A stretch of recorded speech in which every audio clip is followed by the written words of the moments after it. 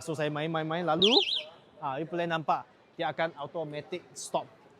So very safety. Okay, so even though saya tengah sini pun, dia pun tak boleh tutup tau. Tengok, dia tak boleh tutup. Mesti mau tak ada orang tengah sini, baru dia boleh tutup. So it's very safety. You tak payah risau nanti pakar kenakan orang ke, kenakan budak-budak ke, ataupun kena yang kereta. Okay, so it's very safety punya fungsi.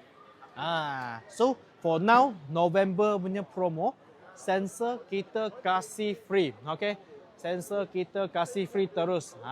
No need to add on, no extra charges. Okay, so second fungsi dia ada auto close. Okay, itu tutup sendiri punya fungsi.